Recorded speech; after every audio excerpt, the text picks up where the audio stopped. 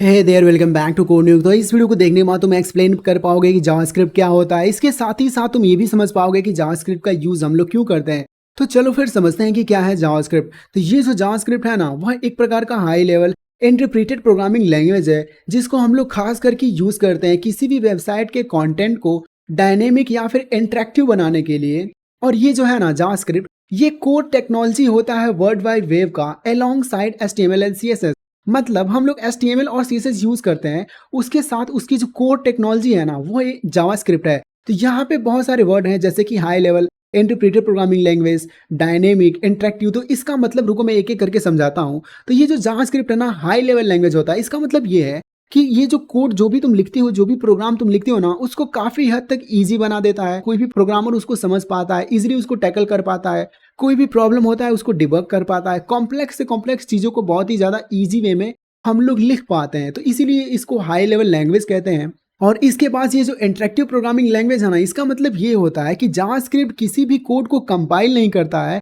Compile करने के बजाय ये किसी भी प्रोग्राम को डायरेक्टली एग्जीक्यूट कर देता है। तो दूसरे लैंग्वेज में क्या होता है, जैसे कि सी या फिर जावा की बात कर लो, तो वहां पे वो लोग क्या करते हैं, कंपाइलर का यूज करते हैं। तो वो लोग किसी भी प्रोग्राम को एग्जीक्यूट करने से पहले वो लोग उसको कंपाइल करते हैं। लेकिन जावास्क्रिप्ट में ऐसी कोई चीज नहीं होती है। डायरेक्टली क्या करेगा, प्रोग्राम लिखो उसको एग्जीक्यूट कर देगा। कंपाइल जैसी कोई चीज ही नहीं होती है।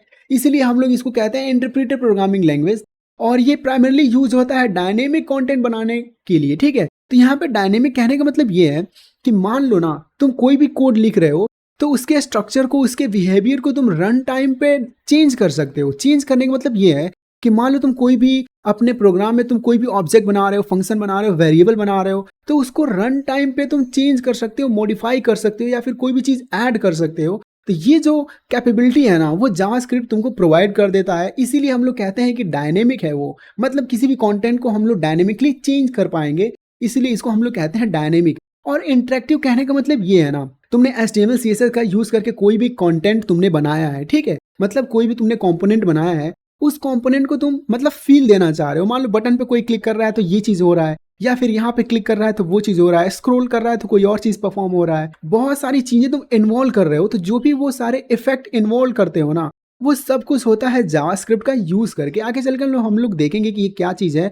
तो इसी कॉन्सेप्ट को हम लोग कहते हैं इंटरेक्टिव। तो आई थिंक तुम्हें समझ में आया होगा कि जावास्क्रिप्ट क्या होता है।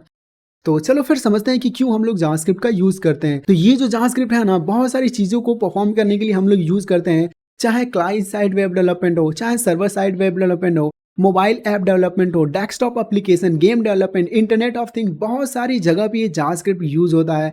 दैट्स वाई ये बहुत ही एक पावरफुल लैंग्वेज कह सकते हो। तो चलो फिर यार, आई थिंक तुम्हें समझ में आया होगा। तो thank you for watching and मिलते हैं नेक्स्ट वीडियो में।